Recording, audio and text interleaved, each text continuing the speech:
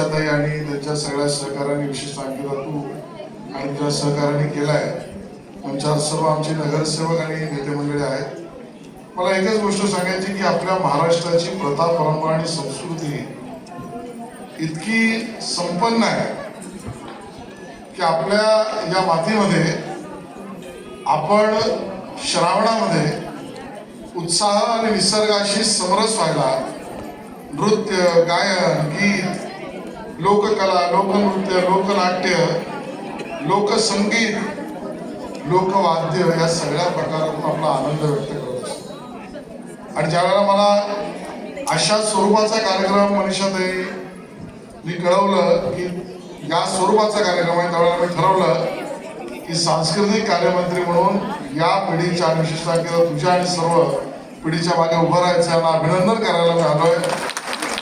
आणि मोठ्या प्रमाणात तुम्ही सगळं उपस्थित आहात. तुम्हाला एकच निवेदन करायचं आहे.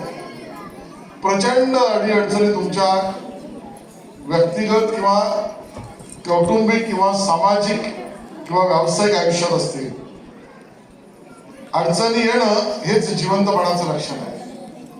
आणि त्या अडचणीतून मार्ग काढताना मनाचा समतोल राखणं ही आपल्या ध्येयाची गरज आहे. मग तो मनाचा समतोल शोधायचा कुठे? तो भक्तीत आहे, तो शक्तीत आहे, तो युक्तीत आहे, तसा तो प्रत्यक्ष सांस्कृतिक पण आहे. आणि तो सांस्कृतिक म्हणजे कुठे? तर अशाच गीत गायनाच्या कार्यक्रमात आहे. आणि त्याचं आयोजन करणं म्हणजेच या आपल्या सगळ्यांना एका अर्थाने शक्ती, युक्ती, भक्ती आणि संस्कृतीचं समरस होण्याचं साधन देणं आहे. आणि ते आज भारतीय जनता पक्षाच्या सगळ्या मंडळींनी केलंय. मी त्यांचं मनापासून अभिनंदन करतो. आणि तुम्ही मला बोलवा न बोलवा तुमच्या कार्यक्रमाला मी येतच राहणार.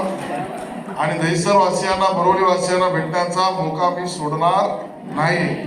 खूप खूप शुभेच्छा. जय हिंद, जय महाराष्ट्र. धन्यवाद शैलास सर.